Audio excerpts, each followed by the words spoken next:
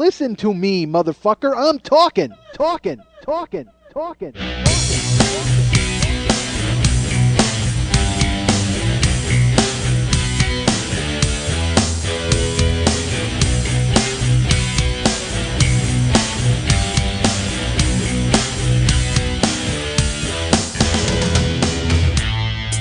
I say horrible things sometimes because I think they're funny.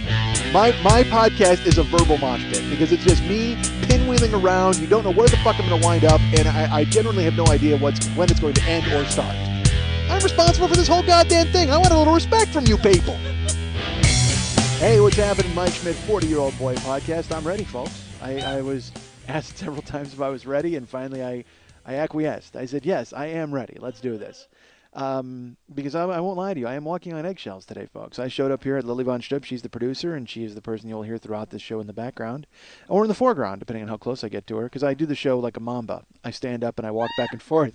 She's lying on her crazy love seat with her knee up, and this is a knee, folks. I can't even describe this knee to you. It's this knee is dressed up for Halloween. I can tell you that right now. It's got the worst mask ever. All right, let me start over. All right, so again, like I do the show like a cha-cha. Like I said, I stand up and I walk back and forth toward Lily. So sometimes she's louder, sometimes she's not as loud. But eventually you'll hear it. Whenever she's loud, know that I'm at the apex of my cha-cha. That's funny. We should name the show that, actually, but we can't. It's way too early because if I give you the name of the show this early, you won't have any reason to listen because I know half the people, it's funny, I know people just listen to hear the name of the show. It's like, Where's Waldo? They just sit there and they listen and then they hear the name and they go, there it was. Now I see what he did there. Because I try to think of names. Lily, she takes notes. Oh, let me give you some backstory here, folks. Let me give you a little inside baseball in this show, and if I haven't already, or maybe I already have given them this inside baseball. I don't know. Lily sits there with a legal pad. She takes notes. Did I mention that? I might have. All right. So, and it's so funny. She'll take notes, and then at the end of it, I look at the notes. You know what they say? Ha ha ha ha ha. That's it. That's what she writes down. Ha, ha, ha, ha, ha. So not only is she saying it, folks, she's writing it. Or maybe it's just the fact that she's trying to write something else, but she can't do two things at the same time. When she says ha, ha, ha, she has to write it down. And then at the end of it, she's just like, foiled again. Rats. And by the way, I just made a face like a, okay? And all right, picture in your head me making this face. That with a pursed, like tight lips and like squinty eyes. You know what it looks like? It looks like I'm also doing my right hand across, oh darn it, like when you do your arms across in front of your chest. So, all right. So that noise, it's what face it is? It's the face of Moe from the Three Stooges when he's mad. Like when he turns around and he looks at Curly and Larry who are fucking up or doing whatever they're doing. Or you know what? They don't even have to be fucking up. Let's be honest. Moe's a jagoff. Moe's just pissed off for no reason. Moe's a very angry guy. We can all agree on that, right? And I can't decide if it's just the haircut or the fact that he lives with his brothers all the time and he can't meet a girl. I don't know what the fuck is wrong with Moe, but god damn is he angry. And then you see him, and I will tell you this, by the way, I watched the Three Stooges last week because I was on Never Not Funny. Oh, Christ. I've been on it twice in the past 6 months, I think. I just did it a couple weeks ago, but then I did it previous to that. I have not listened to either episode. I'm sure they're great. But folks, I can't even bother to listen to my show for Christ's sake. I have to. I have to because I have to write the fucking liner notes for the eventual year 3 super angry gaijin happy good time trifecta, whatever I wind up putting out to try to milk you people out of dough. And speaking of that, this part of the show is brought to you by Tyler from Battleship Retention. Tyler, who's on a rival podcast. Look at that, folks. That's how good of a guy Tyler is. He's from the Battleship Retention podcast, Tyler and David, and he sponsored the show. Like, he actually kicked in a little do-re-mi. Yeah, how nice is that?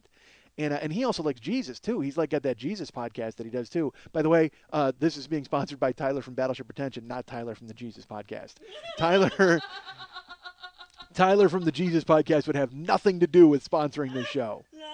But Tyler from Battleship Retention, more than happy to kick in and sponsor something.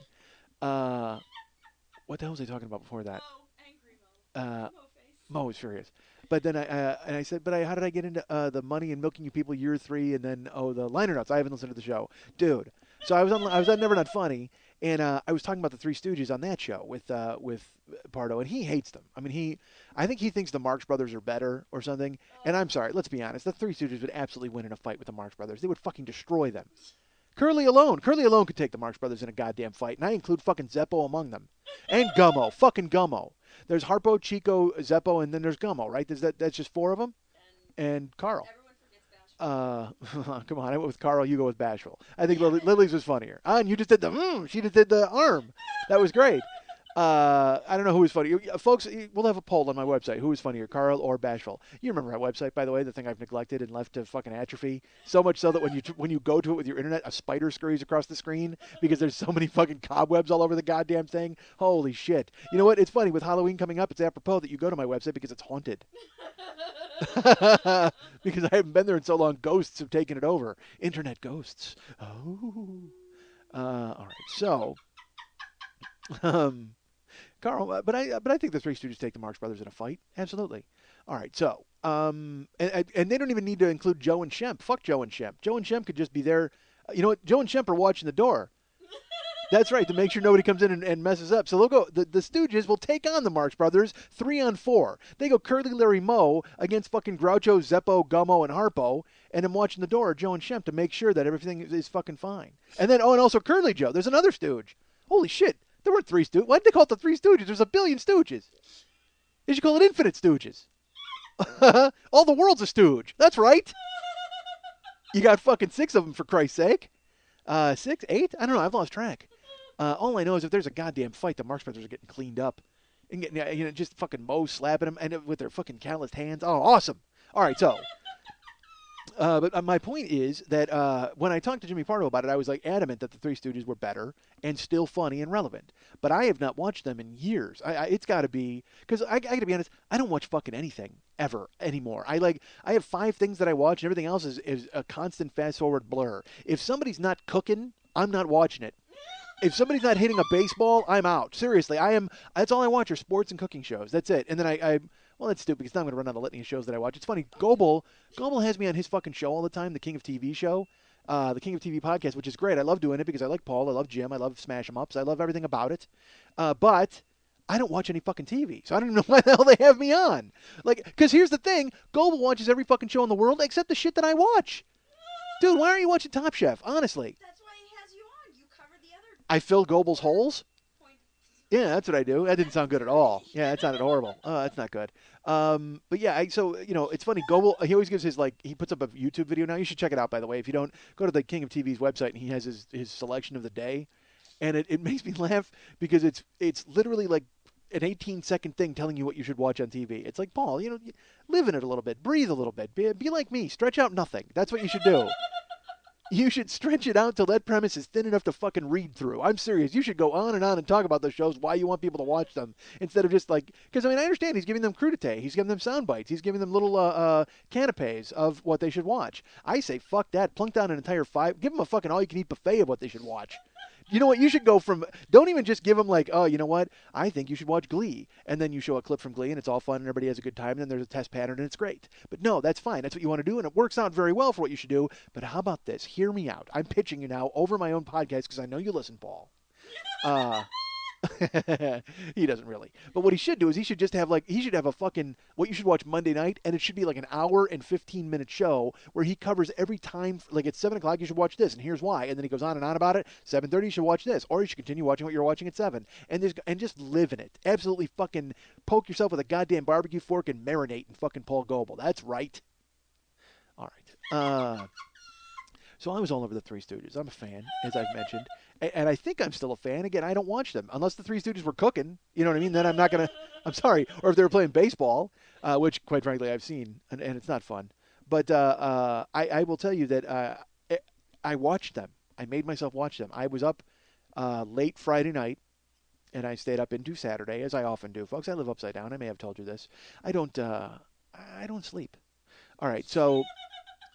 I'm a vampire. No, I do sleep. That's the thing is, I'm not an insomniac. Here's the difference between me, folks. I live upside down. I just live backwards because I can sleep anytime, anywhere, in any conditions. I could sleep in a fucking rainstorm. I could sleep in an earthquake. I could sleep dark. I could sleep light. I could sleep standing up. I don't fucking care, folks. I am winking, blinking, and fucking nod because I can get 40 goddamn winks anywhere and multiply that by 100. I will get 40,000 winks. That's 100 times 40 is more 4,000, but that's okay. I'm doing math on the fly here, folks. Remember, 122. I'm not smart. So, which, by the way, it's funny. I did the show a few episodes back about how I'm not smart, and we all know this, right? We are aware of my 122 IQ, and it's horrible. then Simone writes me. Simone, first of all, she writes me telling me, giving me the pep talk of, dude, don't feel so bad, which I don't need, Simone, quite frankly. I'm gonna because it's not gonna work. I mean, let's face it, I'm gonna be feel fucking bad no matter what you do.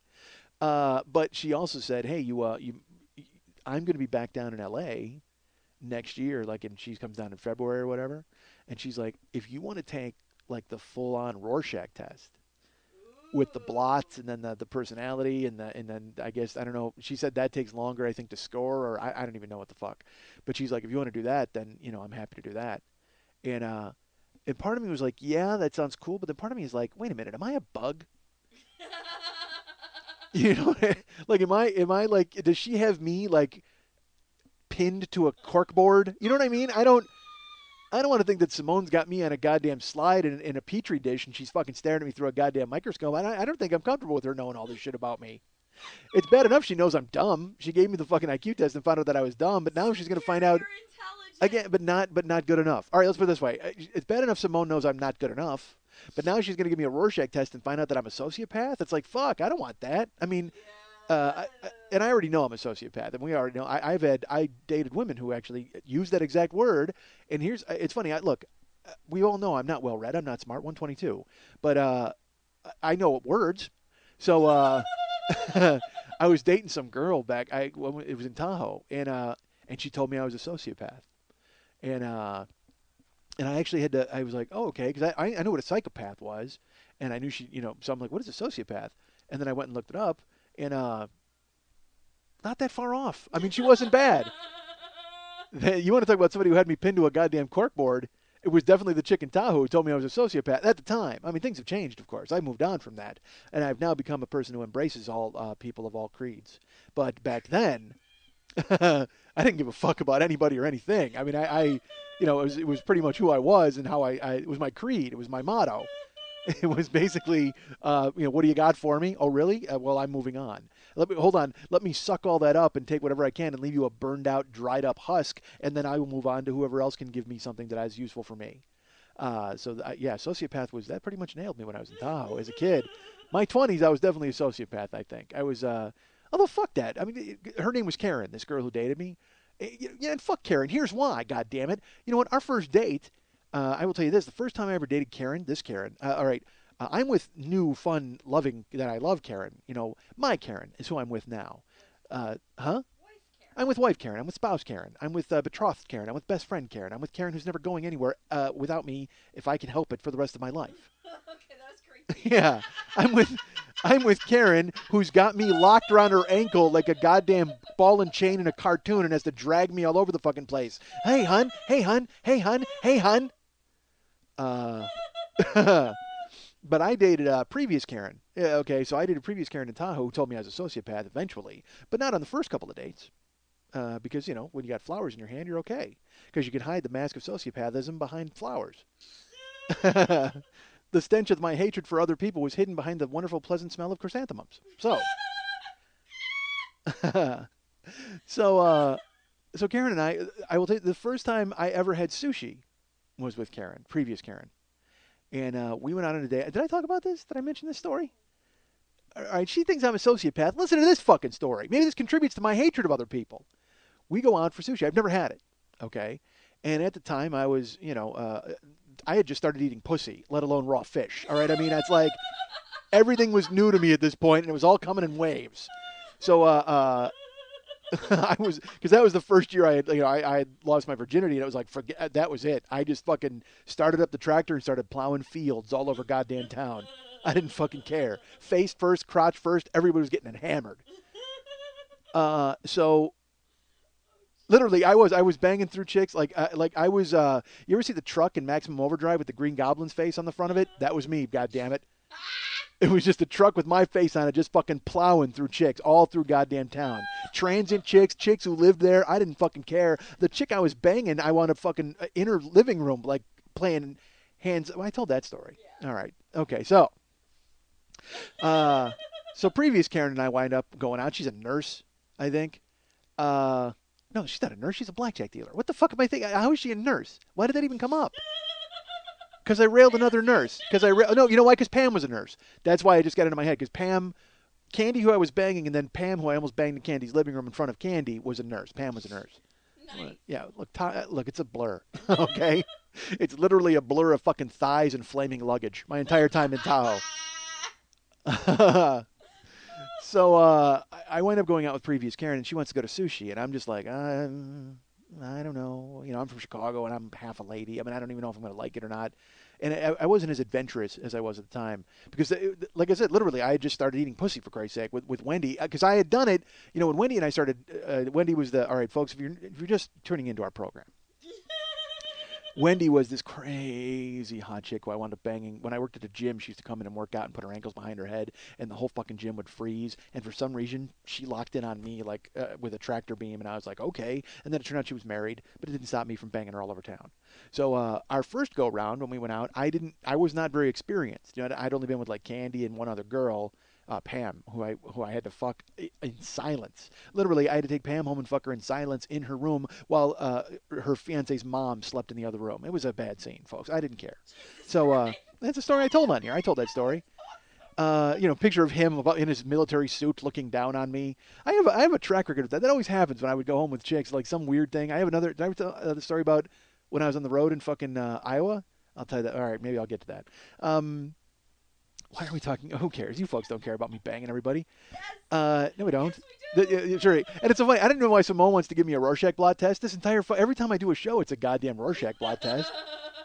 Everyone can see that I'm a sociopath and I'm fucking unloved. Who cares? You can see it right here every week on this goddamn show. Why do we need to know what I know about a spill? You know what I mean? I'm not fucking Nancy Walker, for Christ's sake, with a roll of bounty paper towels. Jesus Christ. A spill's a spill. Ink on a card. Done. I hate people. I don't need some bullshit Spirograph cartoon to tell me that I'm a dick. I already know. All right, so where were we? Wendy? So when I first started dating Wendy, I was not that experienced. Like I did stuff, but I was all new to it. Like I was, it was like, when you open up the fucking barn door and the colt runs free and does whatever the fuck he wants. Well, what this cult wanted to do was just fucking bang chicks. So that's what I was doing. I was rampaging, and then I wind up. But I would go down on them. But I was tentative. Like I didn't know what I was doing, kinda, and I didn't. I was only 21 at the time, so I didn't know whether to ask, "Hey, am I doing this right?" Because that nothing's a mood killer. Like when you look up and you put on a pair of glasses and go, "Hold on, I got to take some notes. Am I doing this correctly? What is this? The clitoris? What? You know what I mean?" I mean, I sort of knew what to do from pornos, but I didn't really know what to do from pornos because, I don't have a mustache like Ron Jeremy, so I can't use that to my advantage. And I certainly can't blow myself or fuck. I wouldn't even be rampaging these chicks. So I figured I got to go to town, and but I would go down on girls because I knew that you were supposed to, and you're returning the favor because they had done it to me. But I didn't know if I was any good at it or knew what to do. So then I hook up with Wendy, and Wendy was like a crazy sex salad. I mean, like, if before I was having just, sex entree, Wendy was like, hey, let's throw a little bit of this in there and a little bit of that in there. And she didn't mind doing it outside and she didn't mind doing it here. And so I was like, all right, yeah, let's get moving. But I would go down on her and I never knew if I was doing it right. And she was never really vocal about it, but she was, look, this is not the response you want. Oh, nobody wants that when he's trying. You know what I mean? Nobody wants that fucking nonsense. That's the same shit I get being at the gym as a fat guy. It's just like, oh, look at him. Oh, he's trying to get a handle on it. I feel so bad for him. Fuck off. So, so I would, whatever. So then Wendy and I wind up splitting up because I can't keep it in my pants because she's married. So I work in a bar, so all I'm doing is trolling for other pussy the whole time, and then Wendy's getting mad at me, and I'm just like, oh, come on, I'm not, and no, I wasn't nice about it. I was like, look, I'm not the one who goes home and sleeps with somebody else every night. I'm a dick. All right, and then so we stopped seeing each other, and I went up banging a few chicks, and then I hit a dry spell, and like a month goes by, and I'm not getting laid, and it's like, oh no, this is horrible, because I mean, all I was doing at the time was I was a walking hard on. And now you think Mo had calloused hands from slapping Larry and Curly? Jesus Christ. My hand was rough like a goddamn catcher's mitt from jerking off so much. It was fucking horrible.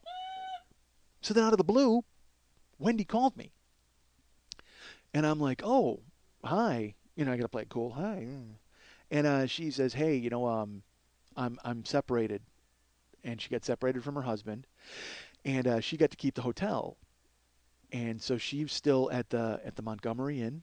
Or no, I apologize. I lived in the Montgomery Inn for a while in Tahoe. She owned a completely different hotel than I won't say the name. But she's like, "Hey, I'm separated." And she's like, "What are you doing? Do you wanna go get some dinner or something?" And I'm like, "Yeah, I can do that." And I had made a decision in the time that because she was who I jerked off to because she was crazy sexual salad. I mean, it was like everything was fucking great. She did all the cool stuff. Like other girls would just want to get laid, and then they were like, all right, and then they wanted to be friends or they wanted to make out or Wendy just wanted to fuck, and I was all for that. So um, so we went to dinner, and then we wound up in her car. She had a big Suburban, and we went out and drove, and then we wound up going fucking in her car, and I went down on her, and I made the conscious decision. I'm not even. It was weird. Like I made myself get good at it. Like by thinking about it for however months or 2 months that I wasn't with her, the other girls that I had been with, was trying new stuff and trying to learn, and make myself do things differently. But the whole key to it, and folks, if I can tell you anything at all, this is a tutorial on how to do oral sex. I can tell you that right now. The key to it, and I think we all can agree, well, I got to take this back. This isn't actually the only key. This is an important part of it, all right? But it's not and I'll explain why it's not the only part of it. But an important part of it is enthusiasm. You have to really want to do it, and you have to really want to make the other person enjoy what you're doing.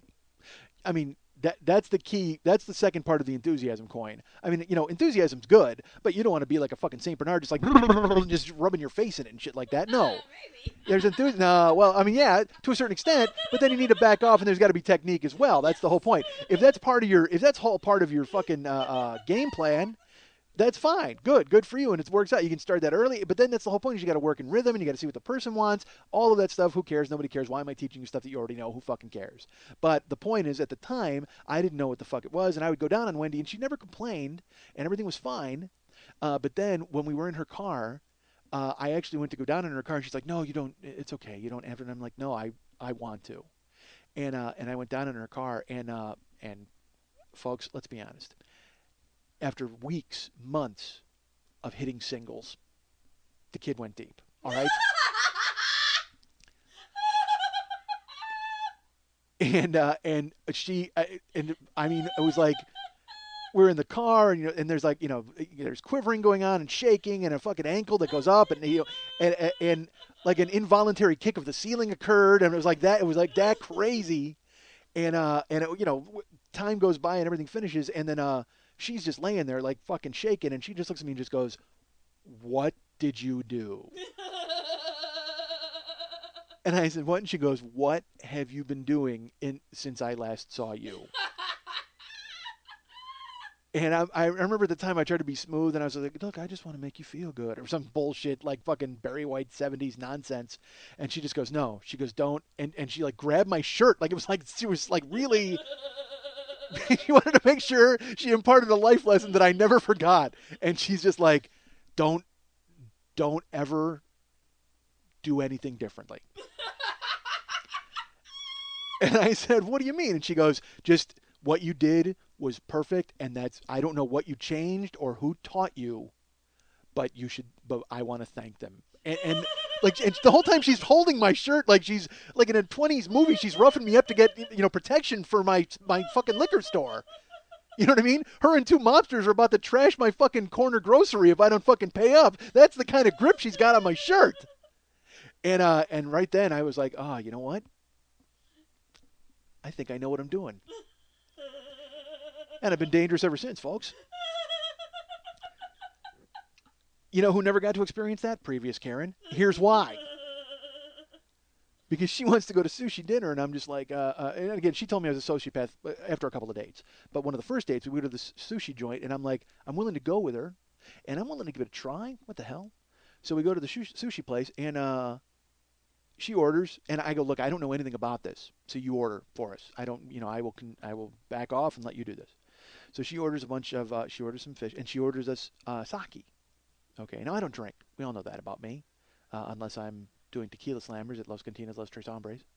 Uh, one too many Los's in there, I think. I think it's just Cantinas Los Tres Hombres. I don't think it's Los Cantinas Los Tres Hombres. But my Mexican friends can write in and tell me. I'm sure that they'll let me know. Um, I have quite a viewership. Viewership? Yes, they. Well, because I'm a TV show in Mexico. Um, they just they just run like pictures of crazy gringos, and then they play me as the soundtrack underneath it. Uh, so she orders the sushi and she orders sake. Now I don't drink. And the waiter says, "Do you want cold sake or hot sake?" And she says, "We want hot sake." I'm like, again, I'm out. I don't know anything. So we get hot sake, and she's like, "Here, you got to drink the hot sake." And I drink it. And folks, here's what's worse than cold liquor: hot liquor. Yes. Oh my Christ! I mean, it tasted all. I mean, it was so vile. It couldn't have been worse if you would have said, "Hey, here, drink a bottle of cough syrup." I mean, that's what it tasted like to me. It was just like hot liquor. Holy fuck! Who think? I don't even like hot coffee. I barely like hot chocolate. I've never had hot buttered rum. I don't want to have a hot toddy, and I quite frankly can't think of any more beverages with hot in the title. So, uh, I drink the hot sake, and I probably made a face that was the face I had made when I was eating pussy when I didn't know how to do it. So I mean, I was just like made this weird squishy. I mean, you know what I made the face? I made the mo face. I made that face. So I squished up my face and my mouth, and I'm just like, oh god, fucking hot. Because I don't like liquor, and then hot liquor, awful. And she's like, and she kind of course laughs as most people do when you look like you're in pain. Um, and she's like, you don't like it? And I go, well, I don't drink. She's like, well, no, but it's all part of the like ritual. You got to try it. And then the fish came. And she didn't start me out light like on California rolls and all that kind of shit. She ordered uni, which is sea urchin roe, which is, folks, if you've never had it, it's a paste that tastes like the ocean. That's basically what it is. It's this gelatinous, slimy. It's eggs. It's sea urchin roe. It's eggs, and Karen loves it now. When we best friend lover new lover, oh horrible wife Karen. That sounds gross. Yeah, terrible. Um, but best friend Karen loves uni, and to this day I still, and I think it's because of this. I can't get around it. I've had uni in a quail in a shooter, uni shooters. Those are good when they put they'll, which is I can drink that. That's fine. It's ponzu and fucking in a shot glass. Quail egg, it's all in there. It's good. I can knock that back. But uni on its own, because you know what, folks, I'm all about texture. Um, The second key. yeah, which is exactly that's the second key beside enthusiasm. It's texture. So she starts me. I mean, she doesn't even start me on a tricycle. You know what I mean? Like fucking previous Karen doesn't even start me on a tricycle. She goes right for a goddamn Harley Davidson with the uni. So she's like, you know what? You just eat it. And I'm like, the whole piece? She goes, yeah. I go, do I put any soy sauce or anything like that? And she goes, no, you can just eat it.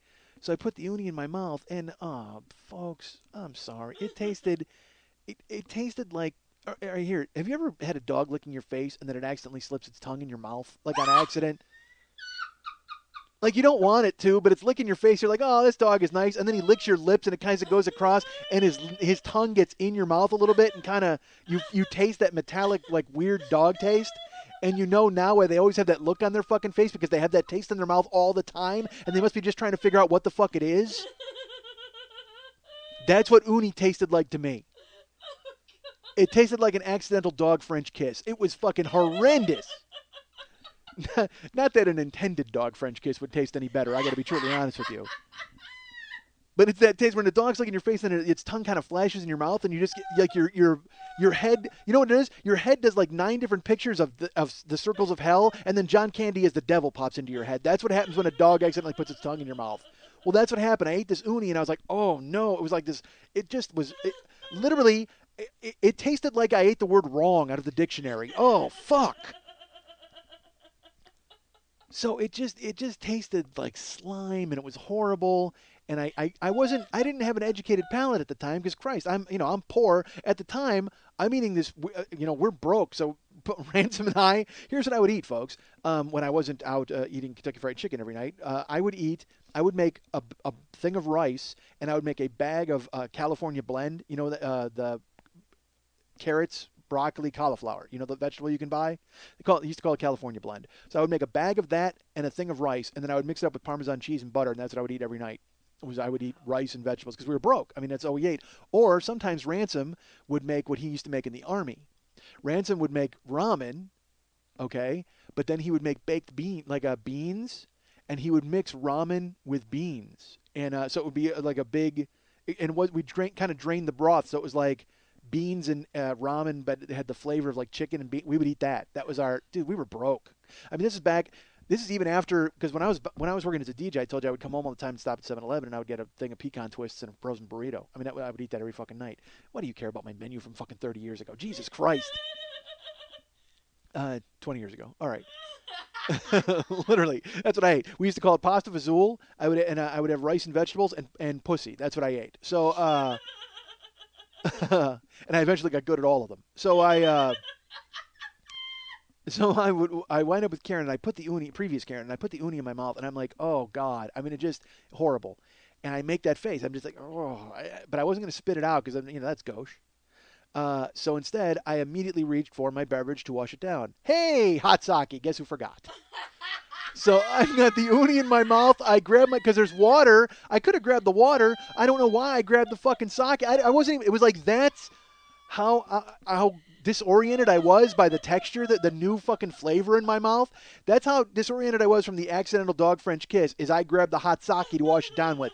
Bang, bang. Horrible uni and hot sake down the gullet. And then then you're just sitting there like, yeah, all right, do you guys, I'm going to order a coffin for dessert and just fucking lock me in it. Because my mouth's never going to work again. And I eat it, and she laughs. She laughs at my reaction. She like literally laughs kind of at the face I make from the uni, and then and then the sake goes in, and she laughs out loud. Like, to her it's even funnier. Like she's enjoying my demise. She's enjoying my defeat at the hands of the sushi. I'm getting Pearl Harbored by my dinner. Fuck that. That fucking dinner is a dinner that will live in infamy.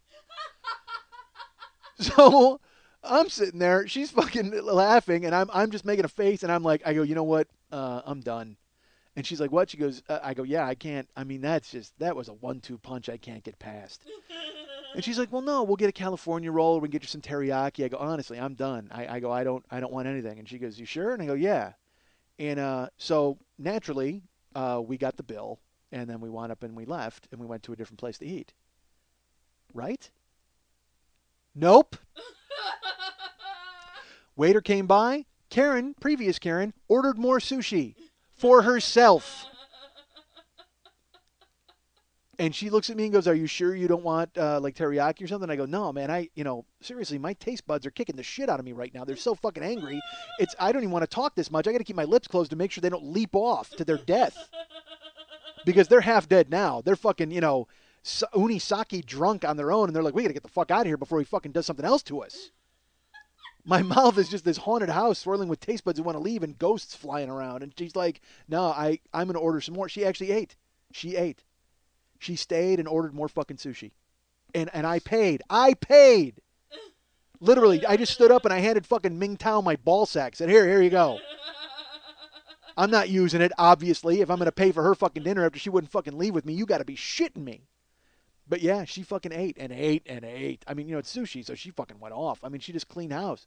And at the time, the bill at the time for me was like, it was like $60 or $65, with me not eating. So she fucking plowed through, all of that on her own. And then I coughed it up. Me, who's eating, rice and vegetables and fucking lead paint at my house to stay alive. And this is the chick who had the balls to call me a sociopath. Really? Sociopath is someone who doesn't give a fuck about what other people think and just is going to do whatever they're going to do. You ordered $65 of fucking sushi and didn't care whether I ate or died. But I'm a sociopath? I guess it takes one to fucking know one, previous Karen. And the bottom line of this entire fucking thing, folks, what you think about me in Tahoe, going down on Wendy and learning how to eat pussy and then learning how not to eat sushi, and fucking previous Karen calling me out as a sociopath, the bottom fucking line, folks. The Three Stooges would kick the shit out of the Marx Brothers. Hey, this is television personality Paul Gilmartin, and I know Mike Schmidt probably won't approve of me saying this, but god damn it, he needs donations. You can't see the way he dresses listening to the podcast, but it's fucking awful. Walking around shirtless. Help him buy a vest. Why am I even his friend? You're listening to The 40-Year-Old Boy, and later, Pod Gods, the show you should listen to find out what you should listen to. So, I mean, I thought about it. I guess I kind of liked it. What'd you think, Parker? Parker? I laughed a lot at the beginning, but I thought towards the end it was getting kind of like, it kind of started repeating itself. Yeah, they repeat themselves a lot, don't they? I thought so too. So bottom line, let me hear how do you feel about it? I'm glad you agreed with me because that's. So what'd you give a total? Oh, I go 3 definitely stars. Give thumbs up. Vincent Canby, Pauline Kael, Dallas and Parker. Pod Gods on the Mike Schmidt Podcasting Network. Are we doing thumbs or are we doing stars? I'm being shot with imaginary air guns, folks. Lily's just fired off a 21-gun salute in tribute to the second part of the show. Or might not. What is the second part? I was going to say the middle part, but no, it's the second part. Regardless, no matter how many, I don't care how you slice it, folks. You can cut a sandwich in thirds, you can cut a sandwich in fifths. There's still something in the middle, right? So this is the middle part. By the way, this middle part is brought to you by Justin. Justin went ahead and sponsored this part of the show. So thank you, Justin. We appreciate you sponsoring. If there are other Justins, again, make yourselves the collective Justin and assume that you are the person who sponsored this part of the show. But if there's only one Justin, then that Justin knows who it is. It dawns on me, and I was told by Lily, that I did not finish a thought from the beginning of the show, which, as most of you know, comes before the second part of the show. I'm on eggshells, folks. I'm walking around on eggshells because when I walked in the door, I was informed that Lily is not taking her Vicodin, and I was told that she was going to be mean to me. Like they basically, that's what you both said. I walked in and her Eddie was here and Lily was here. I mean, Lily was apologizing for being shitty to Eddie, and I went, oh, and I go, am I going to get blowback on this? And Eddie goes, good luck, have a good show. Which is not good, because if she's offered drugs and she's upset and I'm in the middle of it and then she's got a fake laugh through this, it's a tough haul. I but took 2 Vicodin before you got here because I'm trying to cut back. I'm trying to get off the Vicodin. Oh, so you were off Vicodin all day until I got. Yes, I love the fact that you had to, in order to deal with me, you were like, "Fuck, I got to take some Vicodin before that asshole gets here." My knee hurts. I'm really bitchy because it's just when you don't feel good and you're like, everything is just irritating. I'm aware of that. I know of that feeling because so- there was something that happened a few weeks ago that I can't talk about. That has me in that position and has my wife Karen in that position. But that's Karen now, Karen, not previous Karen, who's an awful person to go to dinner with. Unless you pick the place. I mean, if you pick the place, maybe she's a pleasant dinner companion. I have no idea. She enjoyed the flowers I brought. I know that. But then she immediately rewarded me with fish eggs. I don't get it. And hot sake. And I will tell you this is horrible, folks. I've been distracted the entire show, but I've powered through it. I've motored through it. I've just kind of put my head down and soldiered through. I hit the hole, folks. That's what I do. If there's even a gap, I hit the gap. I'm a north-south runner. I don't go fucking east-west. I put my head down and I hit the fucking hole. And we're getting a yard, or we're getting 10 yards, or we might get 100 yards if people get out of my way, and we're on the 1. I'd hate to think if we were on the 30, I gained 100 yards, because that means I hit the end zone and then continued to run for 70 more yards. That seems like overkill at that point. Now you're just making fun of the offense, you're making fun of the defense, you're making fun of everybody and making it about yourself. And you don't want to do that, folks. You want to just go ahead and cross the plane, break the plane at the goal line, and make sure that the referees see it as such, and Albert Hainsworth doesn't knock it out of your fucking hands, and it's not recovered by the goddamn Redskins, and fucking Lovie Smith doesn't challenge the motherfucker. That's what you want to deal with. That happened this weekend, folks. I'll get to that in a minute. But what I was going to say is that Lily is sitting here with her knee bandaged, but it's not bandaged in like a conventional, wow, I hope you're okay way. It's bandaged in it looks, you know what it looks like?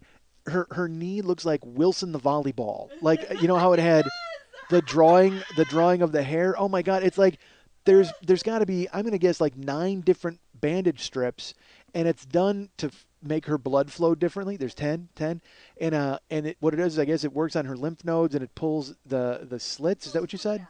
It pulls the skin away to encourage the fluid to be released away so that the swelling goes down. All right, so it's whatever. It's some special bandaging where they pull the skin away, but it doesn't matter. It looks horrible, folks. It looks so gross. It also looks like there was a show. This is going to date me. When I was a kid, I told you I love black and white TV. Like even now, I watch Highway Patrol. I love Dragnet. I loved watching those shows. I mean, you know, it'd be 11 o'clock on a Sunday, and before the Cubs came on, you had to sit through Cisco Kid. You didn't want to, but you had to sit through Cisco Kid. He was on, and he and Pancho would say, "Hey, Pancho, hey, Cisco," and they would ride off and be Mexican in front of everybody. But right now, there was an old show, like there's The Outer Limits and The Twilight Zone, a show like that, a scary show called Boris Karloff's Thriller. Oh, yeah. You remember that show? You don't really remember that. But whatever. But again, it was all that weird scary, like, oh my God, I think that table made a noise. You know what I mean? And then they'd have tea for 45 minutes, and then, you know, Boris Karloff would walk in and comb his hair. I mean, it was like completely unfunny and terrible. But the opening of it had this weird, like, jazz, like, bongo, like, I can't even remember the theme. I remember the theme song vividly. I just can't convey it with my mouth.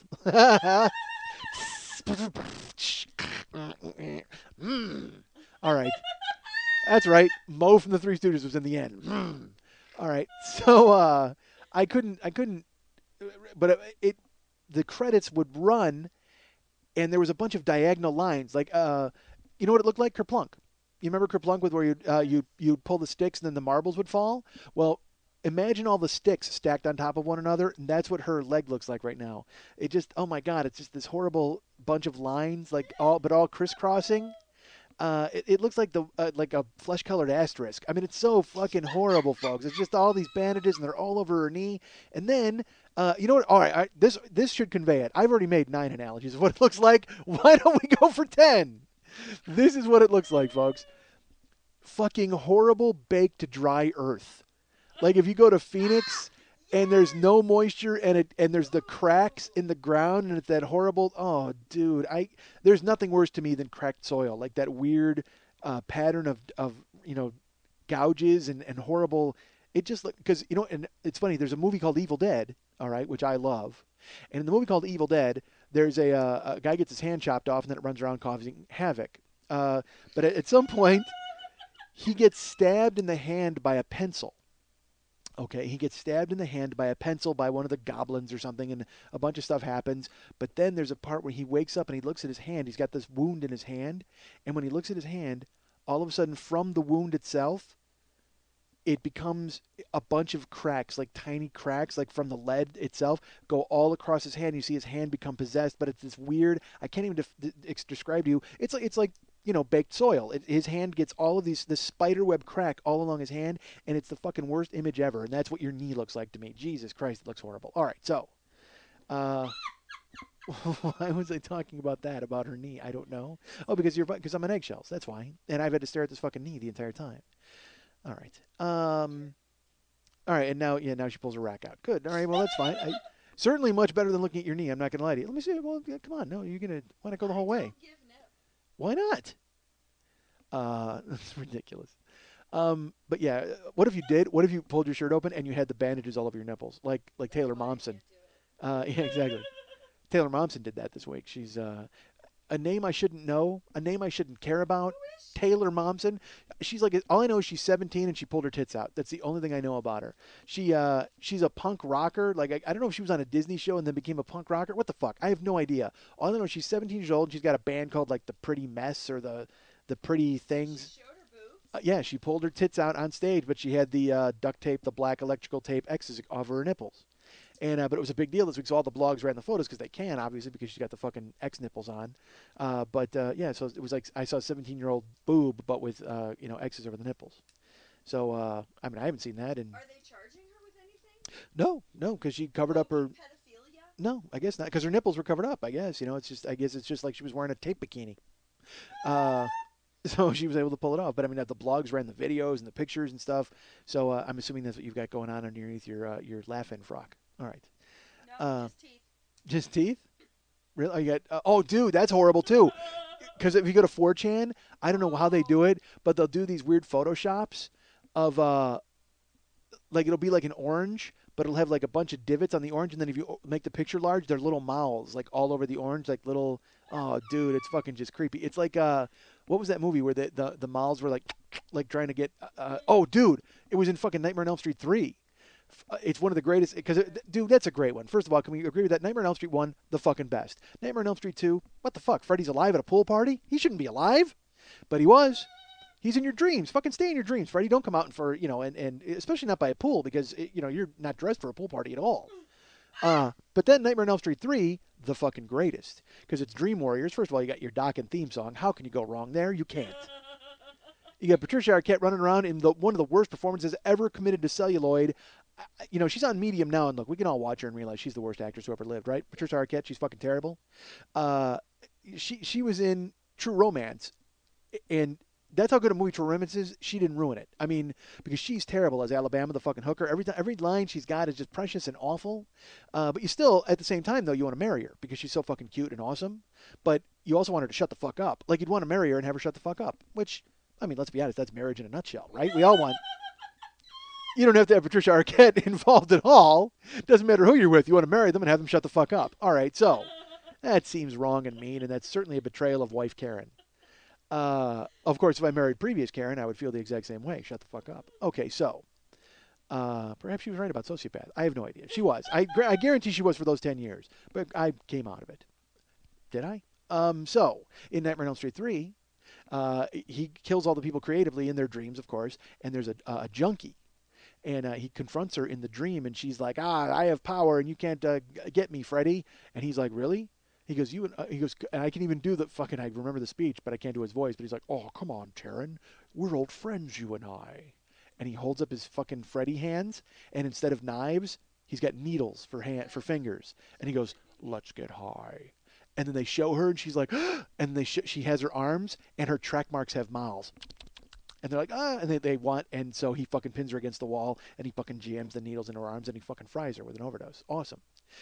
Fitting for Halloween, I would talk about Freddy. Freddy's awesome. Why not? Have I ever done a Halloween-themed show telling stories about Halloween? I don't have any really great Halloween stories, I don't think. Look, I'm in no mood anyway. I had a fucking... Look, folks, let's get to the elephant in the room. The fucking red and white pinstriped elephant in the room. The Phillies lost. We all know the Phillies fucking lost. Dude, last weekend. And why not? I'll just say this: the Phillies losing is being brought to you by Brian. Thank you, Brian. You went ahead and sponsored this part of the show. And Brian, I'm going to go ahead and call you a dick. That's right, because this is your fault. And there's a couple of Brians on my list here, but this is a Brian. So look, if you know who you are, Brian. Good for you. So wait a minute. I have a bunch of sheets of paper, but I don't even know if I've mentioned who I've whatever. Okay, so good for you, Brian. Dude. Last weekend was so fucking... I mean, Saturday to Sunday. The Phillies lost, or else I'd be home watching the World Series now. And not that I'm not going to. Look, I enjoy baseball, and I'll watch some of today's game because the pitching matchup is so good, but I don't... My team lost, folks. I can't... Good for you, and good for all you Giant fans, and good for all you Ranger fans, but it was funny, the night it happened, I had a show at the Improv, and I show up, and Pardo goes, who won the game? And I go, ugh. I go, you kidding? And he goes, no, I really don't know. And I said, the Phillies lost. And he goes, yeah, when I left the house, they were losing.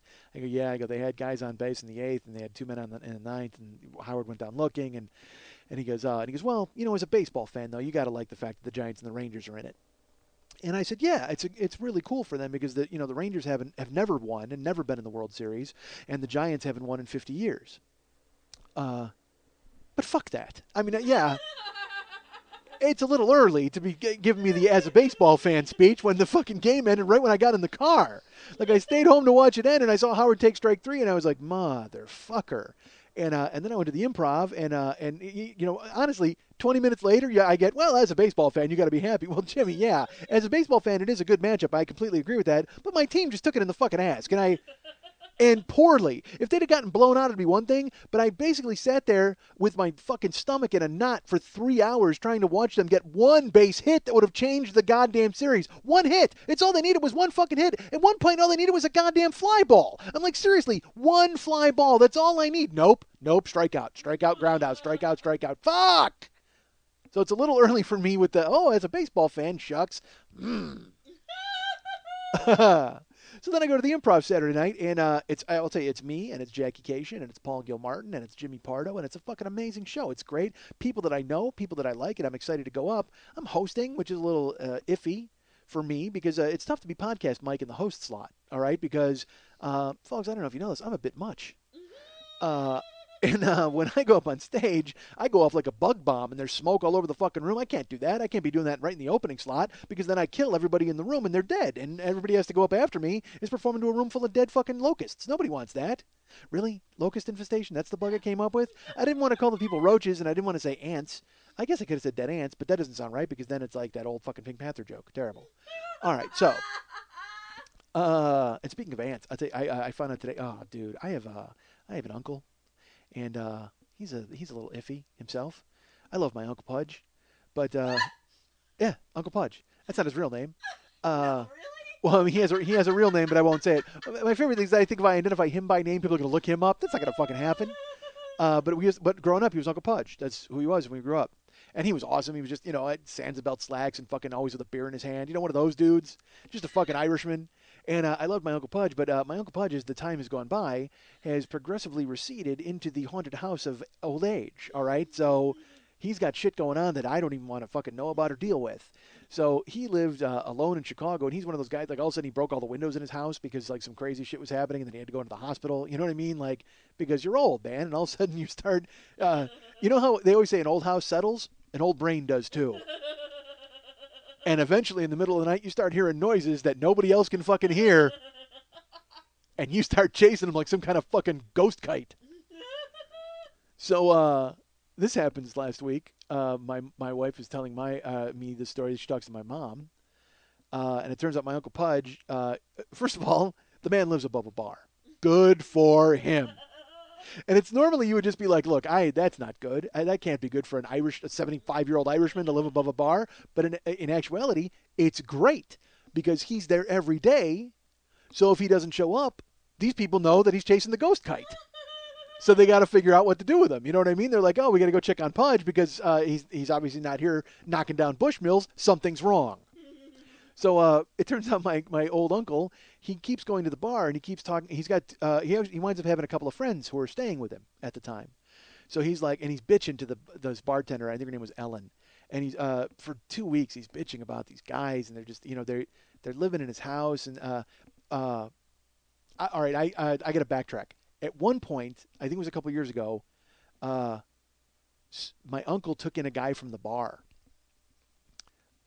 And this guy just started living at my uncle's house, eating his food and hanging out and doing, and just living there. He was basically a squatter in my uncle's house because my uncle was too old to get him out after letting him in because he just thought he was doing a nice thing. And also my uncle's half chasing the ghost kite. So, I mean, this guy, as long as he would bring in the mail and make sure my uncle had whiskey, I guess he had a place to stay. So eventually my family found out about this, and they had to put this guy on the run. They had to be, hey, get the fuck out. Who are you? They had to chase this squatter out of my fucking uncle's house. So I think they just showed up and said, they held a potato under his nose, went, here you go, look, potato, and they threw it and he fetched it. And they locked the doors when he disappeared. Again, he's an Irishman. Who fucking cares? The hard part was throwing the potato and keeping my uncle in the house. Yeah, God damn it, that made me laugh. Deal with it. So they played fetch the potato with fucking the squatter, and then kept my uncle inside to chase the ghost kite. So he goes off. So now he's got 2 more guys living with him. So he's bitching like every day, I guess, to Ellen, the bartender, and he's like, these guys are just sloppy and they stay up all night, and I try to sleep, and and she's like, well, you just got to tell him to leave, and he's like, I can't do that. I want to, but I can't, and so he doesn't show up to the bar like 2 days in a row. This is my mom telling the story to my wife. And so Ellen gets worried about him because, again, the old brain settles and he's chasing the ghost kite. She doesn't know what the fuck's going on upstairs. Plus, he's got these 2 dudes living up there. No one knows what's going on. So she goes to check on him, and he doesn't answer the door. He doesn't answer the door. Finally, he answers the door, and he's like, oh, he's just like, these guys are driving me crazy. I couldn't even get to the door. So he lets her in, and he's like, all right, we got company, clean up, and, don't offend Ellen. She's my friend. And Ellen comes in, and he's like, all right, well, they're on the couch. You can sit on the chair. There's nobody in the house.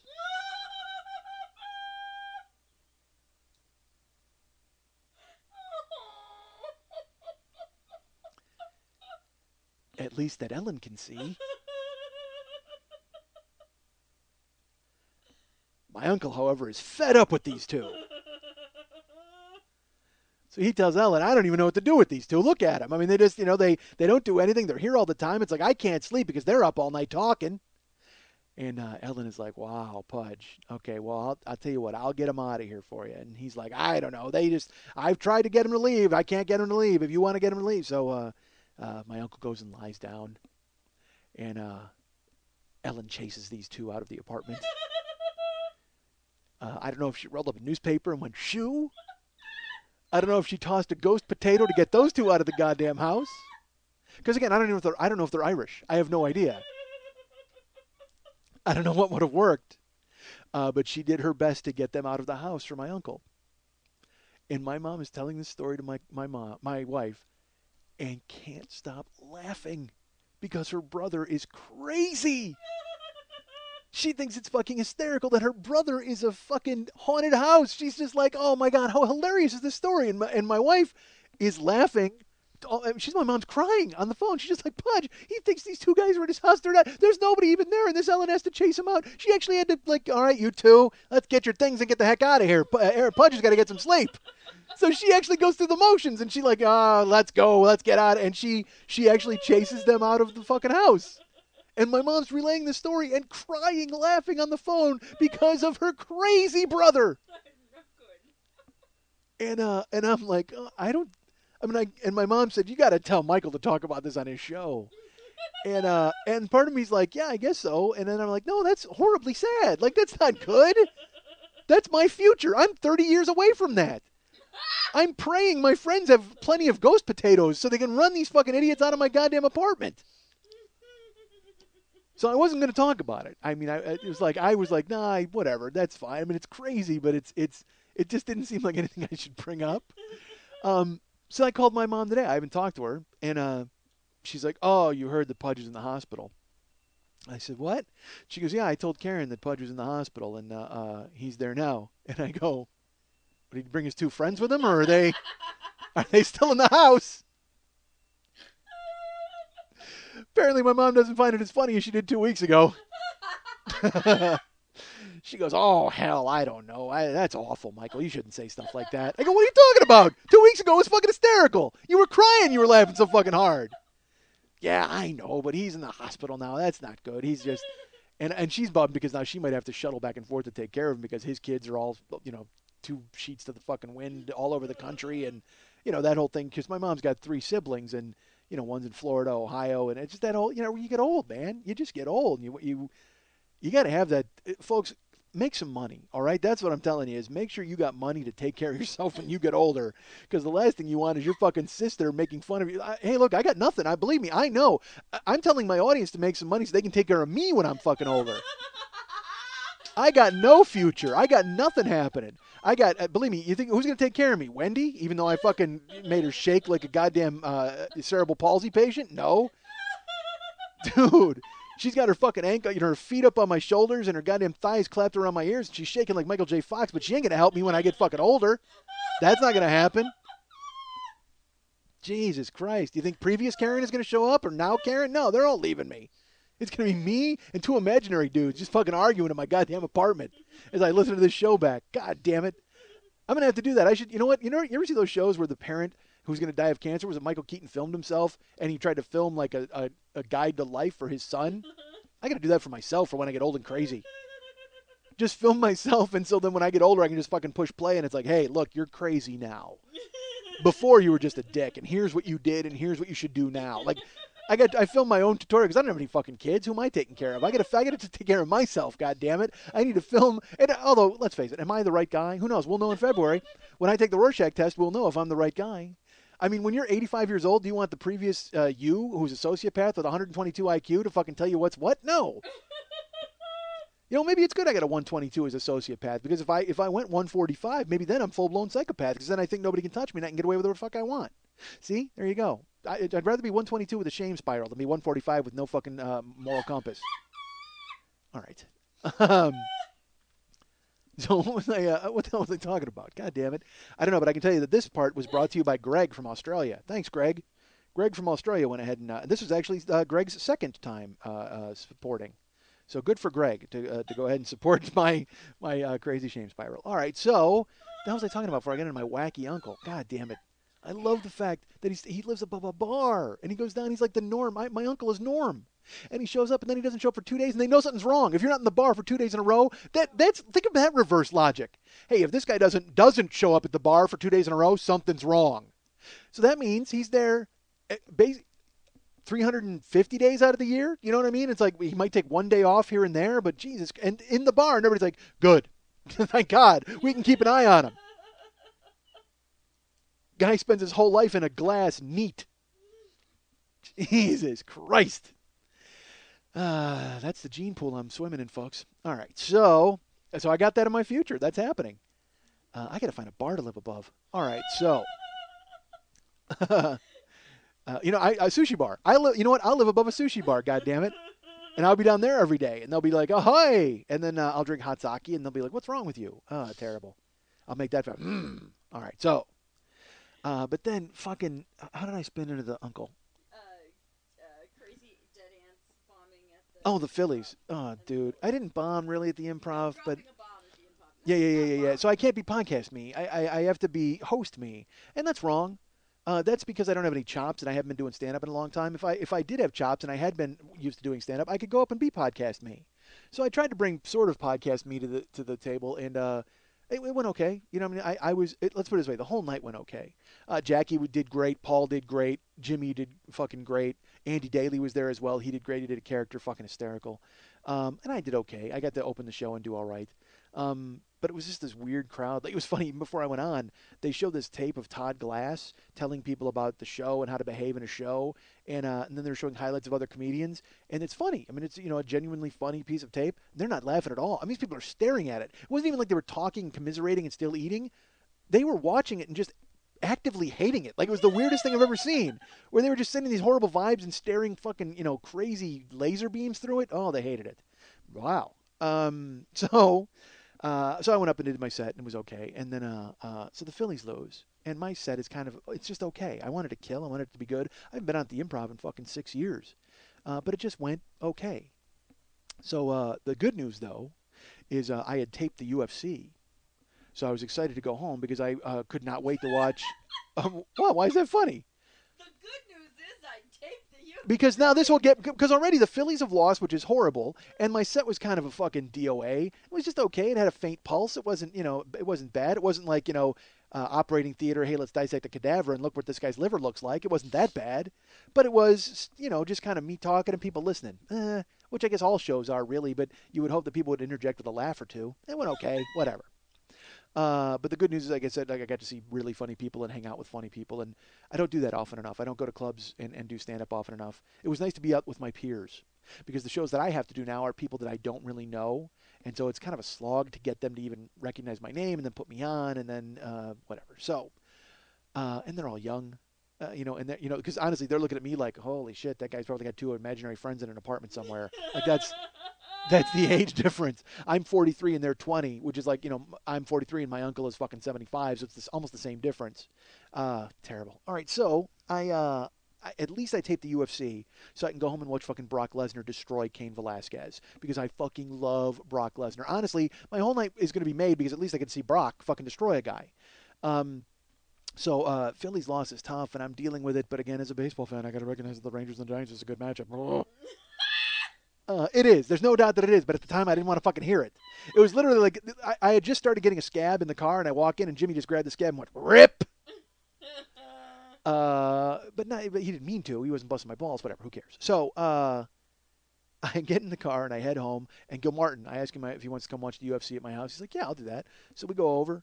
And we watch the other fights. The fights are okay. There's one really good fight in the middle and a couple of fights that are just okay. But then we get to Brock. Fucking Cain Velasquez walks out to crazy mariachi music, and it's in Anaheim. I was supposed to go to the fights. The reason I didn't go is because I wound up getting the gig at the Improv, because I got the gig 2 weeks ago at the Improv and went, well, then I can't be going to the show. I can't go to the UFC because we were going to go. When I say we, I mean me, because I couldn't get anybody else to go with me. Nobody wants to go. So I was going to go down and look and try to scalp a ticket and just pop in.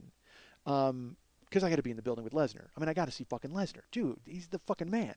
So I was, like I said, I'm all excited just to see him. So Cain Velasquez, he comes walking in, the mariachis go off, and the whole building's waving Mexican flags. And it's even better because Brock is like a crazy villain. So that's his deal. Like, he thrives on that sort of fucking thing. So the fucking mariachis, and Cain walks out, and the building's electric. You can hear it. And it's like 2 in the morning. I got it cranked up at my house. And Gil Martin's looking at me because I actually get a little amped up, folks. I'm not going to lie to you. I get fucking really, because it's Lesnar. He's my guy. I fucking, and I'm excited, and it's fights, and I get adrenaline. And so I actually threw something across the room, and he just looks at me and starts laughing. It was a pillow, thank God, but it was like a giant pillow. And I was like, come on, Lesnar! And I fucking just whipped it across the room. And Gil Martin's just like, dude, don't hit anything. And I'm like, all right. So I'm just fucking, but I'm just amped up for him. So the mariachis end, Kane's in the fucking octagon, and the lights go out, and I'm fucking rocking in my seat like a mental patient. It's so horrible. Like I'm like rocking. I got my leg going, and I'm excited. And then fucking lights go out, and Enter Sandman hits. Fucking Metallica, boom, doom, ding, doom, doom, ding, and I'm just like, dude, fucking Lesnar. Enter Lesnar. Just change the name. Fuck Metallica. Change your name to Enter Lesnar. So the name of the song anyway. So they lights go out. They show the back.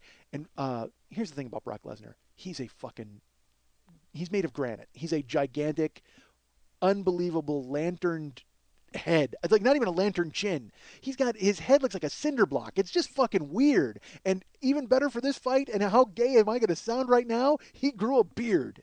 And it's like the craziest, like, mean guy beard ever. Like, it looks like he literally sailed the boat from Deadliest Catch to the Honda place in Anaheim and docked it and got out to fight.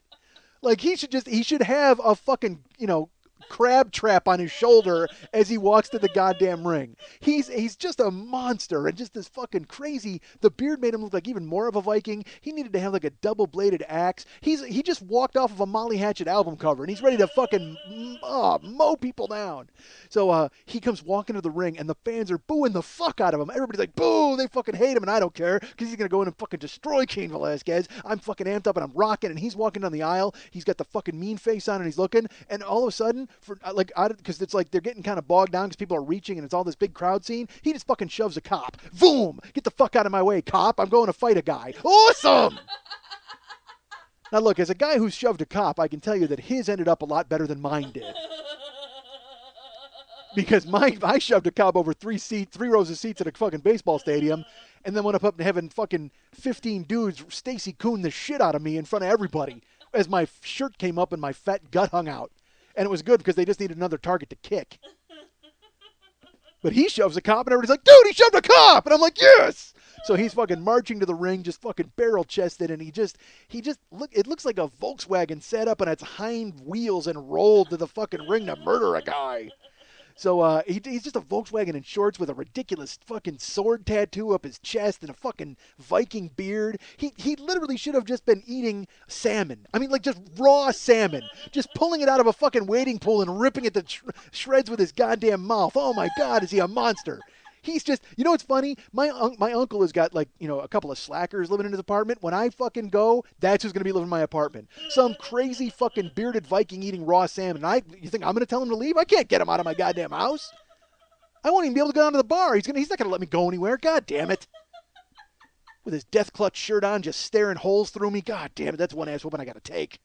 So he gets to the ring, and they're fucking putting the Vaseline on his face, and he hops into the ring, and the place explodes with more boos. They just fucking hate him. Oh my God, do they hate him? And the thing is, he's gigantic, but he's agile, and he's fast, and I fucking love watching him fight. So he gets in there, they'd go through the big announcements, and they're like, Cain Velasquez and fucking Brock Lesnar, boo, you can't even fucking hear it. And the fucking referee gives him the speeches, they touch gloves, and he's like, are you ready? Are you ready? Let's fight. Fucking Brock Lesnar comes out, and he does this. I can't even. All right, I'll try to explain it. He does like a roundabout. He doesn't come straight out, and he doesn't circle. He does almost like a drunken walk. Almost like, he looked like Drunken Master. Like, have you ever seen that fucking karate show where the guy, or almost like Capoeira when they kind of dance like sing song? He did like 1, 2, 3 steps to the side, and then he fucking on a dead run fucking bull rushes Cain Velasquez, because he's all about power, man. He's fucking 6'3", 275, maybe 280. Cain only weighs like 245, 250, and he's just gonna fucking bum rush him. And he does. He fucking bull rushes him, and he's throwing punches, and he fucking throws a couple of knees. He throws a flying knee. Lesnar, fucking 6'3", 6'3", 280, a goddamn flying knee. Are you shitting me? He comes flying right at Cain Velasquez. The place is like, oh, I'm freaking out. I'm fucking hitting my leg, and Martin's just laughing his ass off at me because I'm ridiculous. And fucking Lesnar, he just goes crazy. Knees, punches, and then he takes, and he's all about wrestling. He wants to take a guy down. He fucking takes Velasquez down, and he's on fucking top of him. And I'm like, here we go. You're going to get fucking suffocated now, Cain Velasquez. Where's your goddamn mariachis now? You know what they sound like? Because there's mariachis playing. You could probably hear them, but now, no, you know what? It's got that fucking wah-wah thing on it. So it's like mariachis with like a, because it's smothered by fucking 280 pounds of Lesnar on top of him. And then Cain Velasquez gets up. That's not supposed to happen. If Brock Lesnar gets you down and gets on top of you, you stay on the ground, because that's only the polite thing to do. You got a 280-pound guy on you about to kick the shit out of you. Stay in one place and let him do it. Don't make him chase you all over the goddamn place. He already chased you once. But Cain Velasquez gets up, so Lesnar gets up with him, and he starts fucking going crazy. He throws another knee, and he's really kind of exerting himself quite a bit, and then he gets Cain against the fence, and he's, all right, now it's the clinch game, and now it's all about a big guy wearing down a little guy by leaning on him and fucking grinding him. It's the clinch game. Oh, we all know about the clinch game, because you're in a clinch. You're against the fucking fence. It's just like if you're in an alley somewhere against the fence, and a big guy is just clinching you and fucking wearing you down. Maybe you wouldn't know what that is. All right, so never mind. Forget I even said that. You ever get kicked in the head with an iron boot? No, of course not. Nobody has. Forget I said that. It's from Airplane. So Lesnar's got Velasquez in the clinch game, and he's wearing him down, and then finally he goes for a double, and he scoops him, and he goes for a double leg. Boom, he gets him down again. Lesnar's on top of him. Awesome. Now here we go with the ground and pound. And then Cain Velasquez gets up again. Dude, didn't you read the script? Brock Lesnar is supposed to take you down, and then you stay there while he punches you in the face. And then it makes up for the Phillies losing. Don't you remember that? We talked about it. Or at least I sent a script to your gym. Cain Velasquez gets up a second time, and he proceeds to throw Brock Lesnar all over the ring like I threw that pillow across my goddamn living room. He kicks the shit out of him. He just starts wailing on him with punches, and Lesnar, he was so worked up in the beginning, he thought he was going to bull rush him and really overpower him. Well, he completely gassed himself out. Like, he lost all of his cardio. He had like a fucking adrenaline dump, and now he can barely hold on. So fucking Cain is drilling, punching, because Cain is also, he's a really good wrestler. He's probably as good a wrestler as Lesnar. He's just not as big or as powerful. But technique-wise, he can certainly hang, and he's a much better boxer, which is evident as he fucking lands right hand and right hand on Brock Lesnar's face. Brutal. He's kicking the shit out of him. And I'm sitting there, and it's just like, dude, this isn't supposed to... Well, I actually wanted to pick up that pillow and apologize. I was so, sad. And Gil Martin is being silent. He's being very nice, because he's just, it's... Brock Lesnar's getting the shit beat out of him, and finally, then Brock Lesnar gets up, and I'm like, all right, here we go. He's going to get his bearings. He does this crazy dance revolution, fucking staggering, spinning fall all the way across the ring, trying to get away from Cain. Like, doesn't have his footing, and he literally spins, pirouettes, falls, and does a somersault and lands ass up in the thing. It was almost like he fell down and went, rape me. It was like so fucking terrible. Like, it was the worst position ever. And then Cain just got on top of him and just started landing fucking shots. Knee on belly, which is a horrible place to be in when you're up against a fence and a guy's got his knee on your belly and he's just punching you in the fucking face. Again, you folks probably don't know a lot about that, but it's a bad place to be. And he's just drilling Lesnar, and there's blood. All you can see, you can't even see Lesnar's face. It's just a fucking, if I may borrow from Gordon Soley, it's a crimson mask at this point. And it's just blood, and Cain is punching him so much, like, you can't even see his hands. It's just a blur of how fast it looks like you ever see one of those fuck machines that has like a dildo on a piston? All right, they're awful. Go Google sex machine or fuck machine. You'll see it. It's terrible. I don't know. It's a new breed of porn. I don't know why. Who wants to see a chick get fucked by a pneumatic drill? You do? Good for you. Not me. You know what? I apologize. If it makes me gay, it makes me gay. But I got to have real cock in my porn, unless it's chicks. Like, if it's just chicks pairing off and it's like where the boys aren't, I'm in. That's fine. Let's go daisy chain with a bunch of girls eating each other out, so it looks like they got the goddamn alien on their face, putting their eggs in their throat. That's fine. But if it's gonna have a dude involved, I need to have a real dude. I can't have like a fucking crazy fake robot cock on a pneumatic drill. Does nothing for me. The Sybaris, or what's that machine? The Sibian? Yeah, out. No, I don't care. Fuck you, Electric Saddle. I want to see a chick get flesh railed. I'm sorry. I don't need to see a robot getting busy. It's like there's this whole new porn thing with the fleshlight, like that fucking weird fleshlight with a pussy on it. Are you shitting me? Look, I know we're all fucking horrible guys and we will stick our dick in anything, but do you have to prove it on film? Good God. I love the idea of that. Were those guys who thought of the fleshlight? Who was a guy who went, you know what? We need a flashlight you can stick your cock in. Hold on a second, because we all want. Look, I'm not gonna lie. We all think about places to stick our cock. We do it all day long, and guys can lie, but seriously, you always think about, what could I could do something like that. But dude, was that guy trapped in a cave? You know what it was? It was a guy trapped in a cave. He had been spelunking and he fell and he broke his back, and all he had was a flashlight. And he's like, God, I wish I could fuck this. I'm gonna die without fucking. I can't just jerk off because I can't move my arms. If only this fleshlight had a pussy on it. I gotta slow down. All right,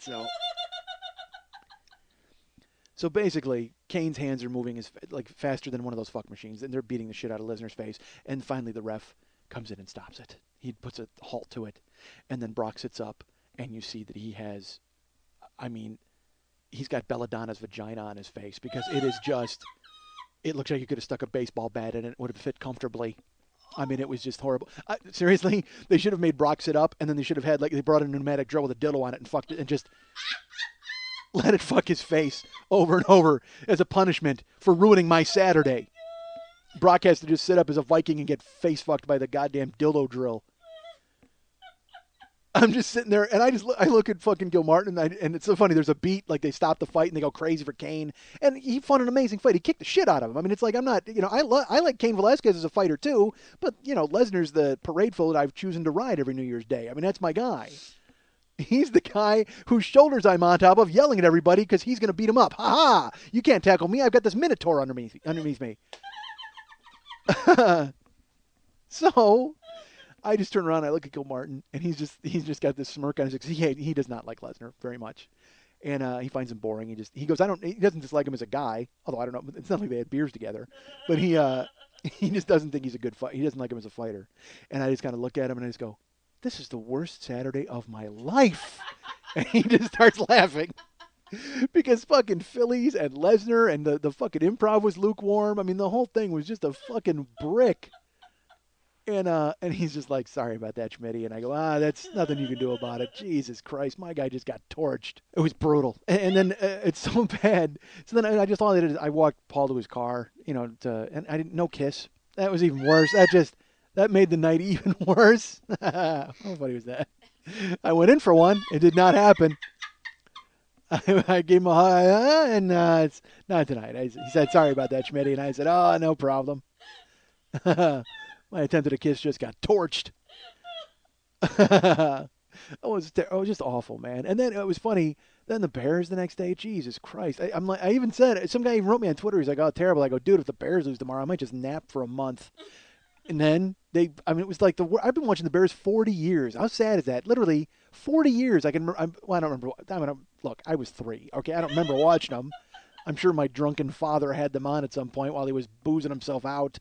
While he was pickling himself, while he was making himself into human foie gras and having his liver expand to incredible fucking diameters. But so I've been watching the Bears like 40 years. I'm not kidding you, Sunday, that may have been the worst football game I've ever seen by the Chicago Bears. It was from the coaches on down. The coach didn't challenge something. It was just, and then there was like 9 interceptions, I think, and a fumble. I was just waiting for a plane to crash into the stands at that point, and it would have made the game better. Quite frankly, it would have made the game better. The only thing that game was missing that would have made it better was casualties. Someone needed to get their fucking head knocked off, or a fucking plane crash, or a fire in the stands. God damn. Or maybe just, maybe a hole opened up at the 50-yard line and everybody got sucked into some level of hell that is for bad football. I have no idea. It was just, they deserved it. They all fucking deserved it. Donovan McNabb and fucking Jay Cutler, everybody. Matt Forte, he's a running back. The guy can't, he's looking around like you. He's limping around like, yeah, he might have had that bandage on. Forte might have had this fucking bandage on his goddamn leg. Johnny Knox quitting on routes. Jesus, what a mess. Oh, it was terrible. It was the worst. It was a horrible sports weekend. And then I should tell you that it was so funny. Karen, married Karen, not fucking previous Karen, not sociopath diagnosis Karen, but now Karen, after I walked Paul to his car and was denied kiss-wise, I get back into the house, and Karen he was locked in the bedroom, and she walks out, and she's like, did Paul leave? And I said, yeah, and she goes, oh, how did Brock do? Because she knows it's Brocktober. So, of course, she has to ask me how Brock did. It's Brocktober. She knows. And I just looked at her and I'm like, oh man, Brock got murdered. And she's like, oh, that's too bad. Are you sad? I said, yeah. I mean, he was a bloody mess. It was terrible. She goes, oh, you want to come in the bedroom? And I said, what? And she goes, come on, I'll make you forget about Brock.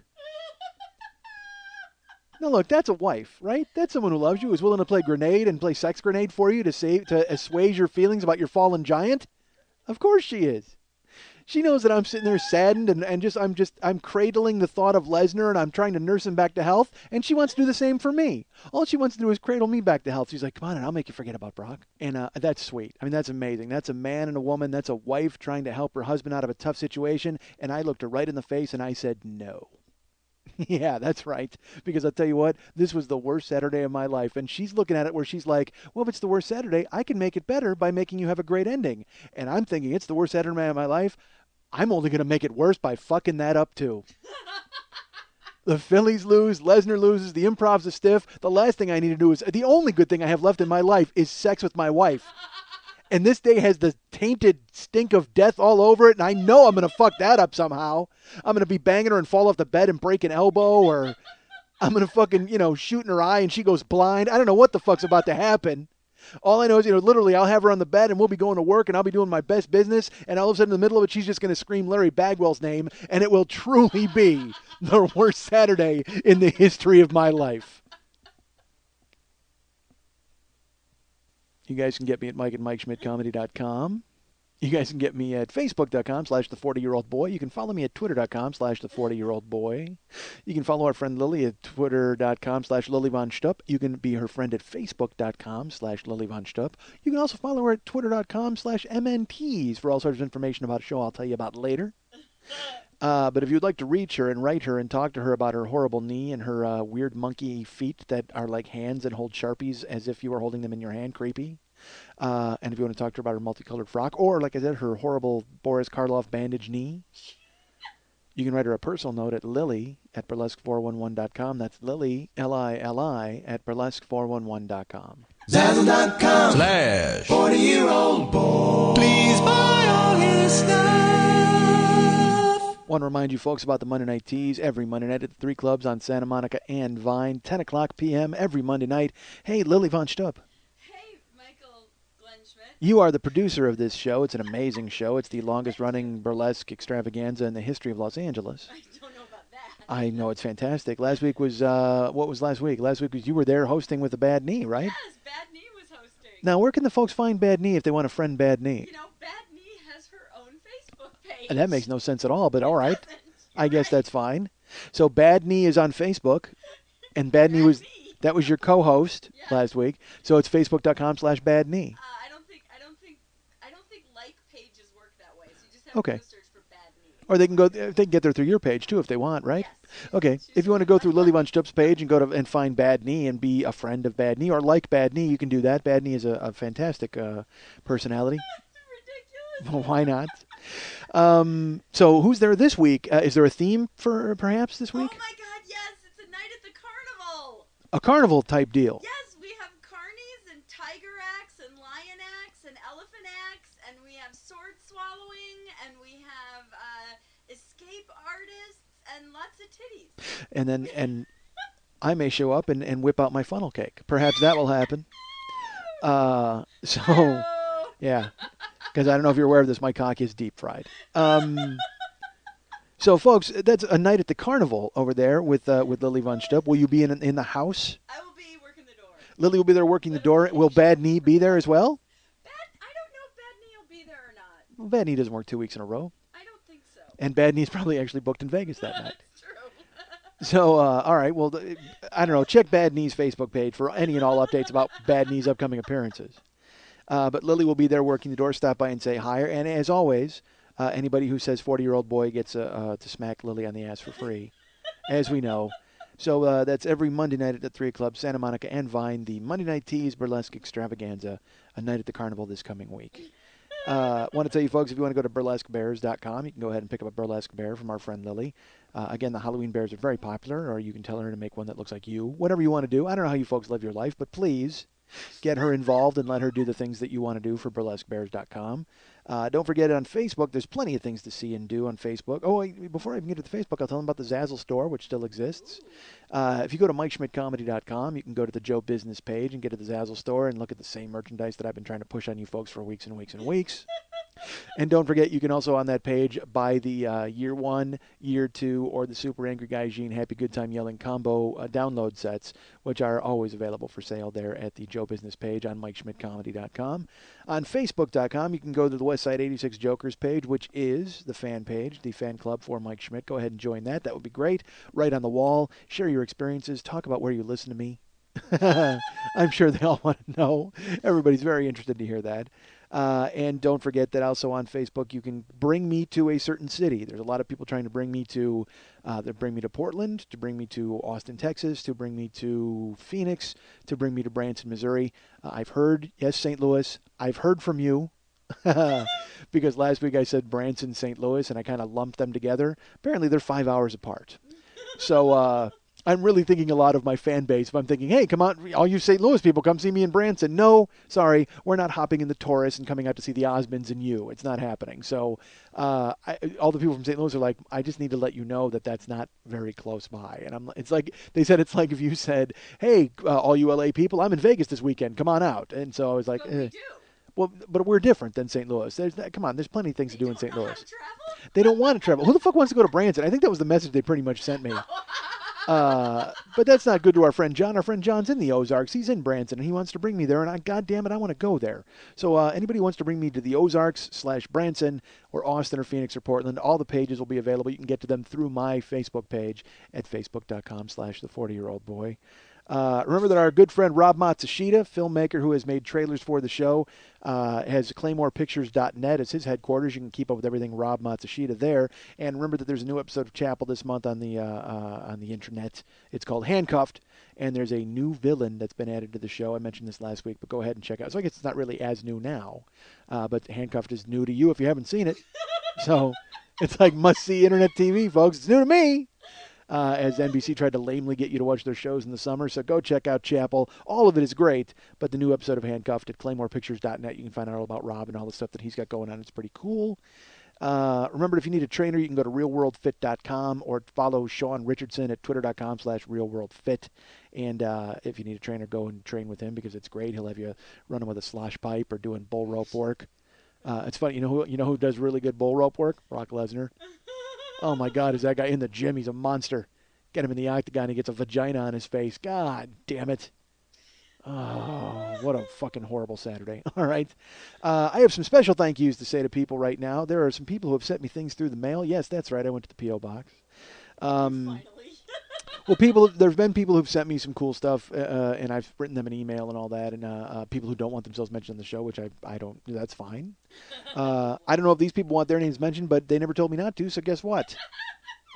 A few things. One, first of all, South Philly Paul from the South Philly Paul cast sent me, unfortunately, you know what, it's good for next year. Let's put it that way. It's great. I'm glad to have gotten it for next year, but he sent me a Phillies hat, which was really cool, and I was excited to get it, and then I was like, yeah, Phillies hat, awesome, and then we all know what happened. So I don't know if this hat might have a curse on it. I have no clue, but South Philly Paul from the South Philly Paul cast, give his cast a listen as well, because he was nice enough to send us a hat.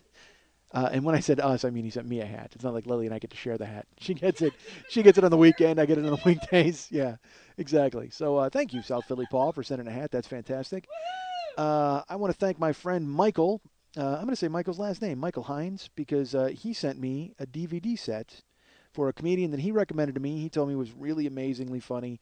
A guy named Dara O'Brien, I think is his name. He's an Irish comedian.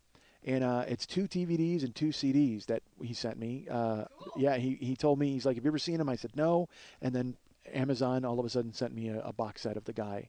So, Michael Hines, thank you so much for sending me the Dara O'Brien set. I have not seen it yet, but I will, and I'm excited to see it. Although, I'm hesitant to watch guys that I hear are funny and quick off the top of their head, because then I go, I can't do that, because then they're going to influence me, and everybody's going to think I'm copying that guy. But I know I'm an idiot. Roll your eyes at me, that's fine, but that's how I feel. All right, but I wanted to thank Michael Hines very much. Thank you so much for the DVDs and the CDs, and I'm looking forward definitely to seeing and hearing all of the things that Darrell O'Brien has to say, and then getting them out of my head as quickly as possible so I don't replicate him in any way or fashion.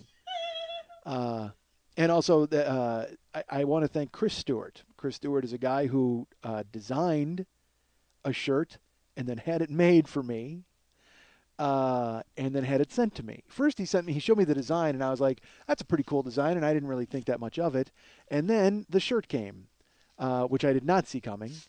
It is a caution sign, like a yellow caution sign, like a four-sided, and on it says, warning, increased impulse zone, and it has a, little stick figure guy who's normally on bathrooms or crossing the street.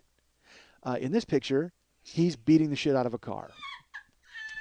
So I think I'm actually I got to take a picture and just put it on the website or something, right? It's a great shirt. It says warning, increased impulse zone, and I can't thank Chris Stewart enough for sending it. It was so nice of him. He was like, hey, the design is yours too if you want it. No, dude, you made up this design. This is all you. All I did was talk. So I can't thank you enough for sending the shirt and taking the time to send it. That's great. I am very excited for that. So South Philly Paul and Michael Hines and Chris Stewart, thank you all so much for sending things to me. I do appreciate it. And all you people who donate to the show, which, as I've mentioned, you can go to MikeSchmidtComedy.com in the upper left-hand corner. There's a little Schmitty on there, and you can click on him and donate to the show. And it is always appreciated, and I will get around to mentioning everybody. I'm doing it piecemeal because, it's funny. In episode 12, I mentioned a ton of people who donated, and then I was like, dude, that's shitty. Like, how mean is it to just – because then nobody gets their moment in the sun. I mean, that's not nice.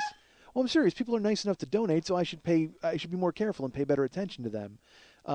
There's no reason to just spill all their names out like I'm just reading a goddamn shopping list. That's weak. People are nice enough to do it, so I will go ahead and tell them, you know what, thank you. And I will do it individually. And I've been doing that, and there's many more to come. So thank you all so much for donating. If you want to donate in the future, hey, you'll hear your name on the show. That is a serious. Oh, my God. People right now, I see that rushing. Actually, the internet just shut down from people clicking the button so quickly. It was like, oh, my God. Everything's come to a standstill. I'm an idiot. All right. I got to get my wife some Chinese food and get home. She's been waiting patiently for me to go home now. As I'm TiVoing Lincecum and Lee, because as you know, any good baseball fan is going to go ahead and watch the World Series because it's a great matchup, from what I understand. God damn it. See, now I keep tearing my own scab off. That's not good. Oh, awful. My wife, when I left the house today, she's like, oh, I got something for you to talk about on the show.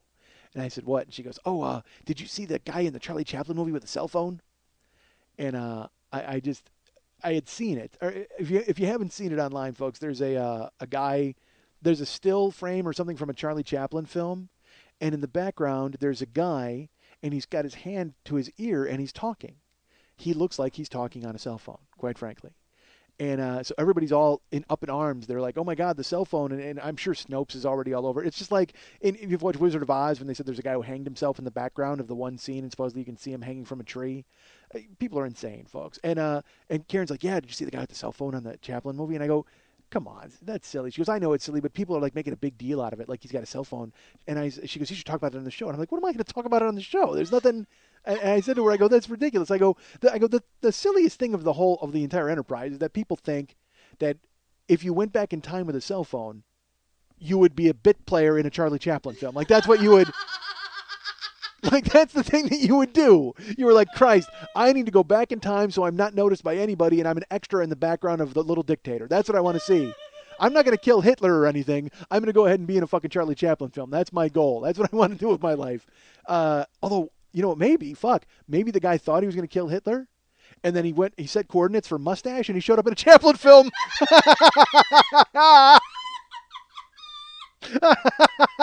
Fuck yeah. Oh, God damn it. You know what? I didn't think it was going to be funny, and I wove gold out of it. God damn it, that was great. He set coordinates for Mustache and showed up in a fucking Chaplin film. God damn it. And that's what he's doing in the picture. That's exactly what he's doing. He's talking to guys who sent him back to kill Hitler, and he's like, fuck, I'm in a goddamn Chaplin film. Get me the fuck out of here. Set coordinates for Mustache and get me the fuck out of here. That's fantastic. Folks, normally we do a ramp out and I talk a lot and then the music goes over me. This is all too precious to put music over. Fuck that. I'm going to talk and stall now because those Chaplin jokes have to make it without music. I mocked Karen. I mocked her before I left the house. I'm like, dude, there's nothing funny about that Chaplin thing. I'm not going to pull it out. And then sure enough, I fucking weave a goddamn golden cocksock out of it. That's right, baby. I fucking took that Chaplin.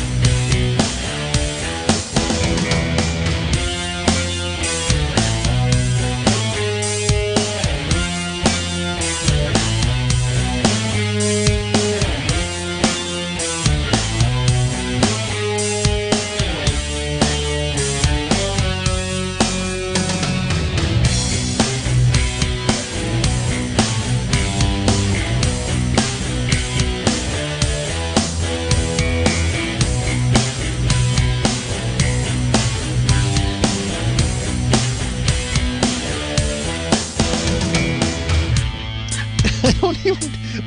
Why do I spit out this random bullshit that nobody fucking cares about? I am peddling obscenity. I am going to get a whole fucking army of you people, and you know what we're going to do? We're going to listen to me and then do nothing for an entire fucking week. I can't be trusted. Don't you people know this? It was like the Back to the Future of suck. I don't want to have a boner in somebody else's pants. I need to shoot up heroin and jog. Hey, ass fuck, are you listening to anything that I'm saying to you? Fuck, somebody's got to shut that old guy up. And I'm like, fuck you! I'm not a potato! I'm a goddamn cantaloupe!